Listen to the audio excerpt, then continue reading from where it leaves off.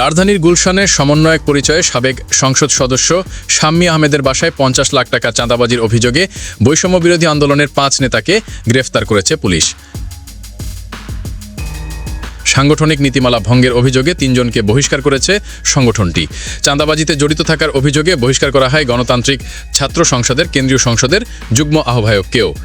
রাজধানীর গুলশানে আওয়ামী লীগ নেত্রী ও বরিশাল ৪ আসনের সাবেক সংসদ সদস্য শাম্মী আহমেদের বাসায় সোফায় বসা ২ যুবক বৈষম্য বিরোধী ছাত্র আন্দোলনের সম্মিলিত বেসরকারি বিশ্ববিদ্যালয় শাখার যুগ্ম আহ্বায়ক আব্দুর রাজ্জাক রিয়াদ ও বাংলাদেশ গণতান্ত্রিক ছাত্র সংসদের কেন্দ্রীয় সংসদের যুগ্ম আহ্বায়ক জানে আলম অপু। গত ১৭ এপ্রিল এই বাসায় বৈষম্য বিরোধী ছাত্র আন্দোলনের নেতা ও সমন্বয়ক পরিচয় চাঁদা চাইতে যান দুজনে। শাম্মী আহমেদের স্বামীর কাছে ৫০ লাখ টাকা চাঁদা দাবি করেন তারা। এই সময় নানান ভয় ভীতু দেখানো হলে তিনি ১০ লাখ টাকা চাঁদা দিয়ে বাকিটা দিতে অস্বীকৃতি জানান। পরবর্তীতে শনিবার রাত ৮টা নাগাদ আবার ওই বাসায় যায়। এবারের দাবি স্বর্ণালংকার। এবার ভুক্তভোগীরা আইনের আশ্রয় নেন। গুলশান থানা পুলিশ ঘটনাস্থলে গিয়ে এই গ্রুপের প্রধান বৈষম্য বিরোধী ছাত্র আন্দোলনের সম্মিলিত বেসরকারি বিশ্ববিদ্যালয় শাখার যুগ্ম আহ্বায়ক আব্দুর রাজ্জাক রিয়াদ এবং সংগঠনটির আরও ৪ সদস্যকে গ্রেফতার করে।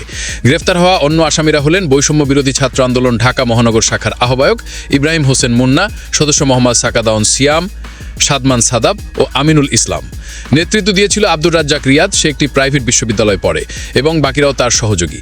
চাঁদাবাজির ঘটনা জানাজানি হলে গণমাধ্যমে পাঠানো এক বিজ্ঞপ্তিতে বৈষম্য বিরোধী ছাত্র আন্দোলন ঢাকা মহানগর শাখার আহ্বায়ক ইব্রাহিম হোসেন মুন্না, সদস্য মোহাম্মদ সাকাদাউন সিয়াম ও সাদমান সাদাবকে শৃঙ্খলাপন্থী কর্মকাণ্ডে জড়িত থাকার দায়ে সংগঠন থেকে বহিষ্কার করা হয়।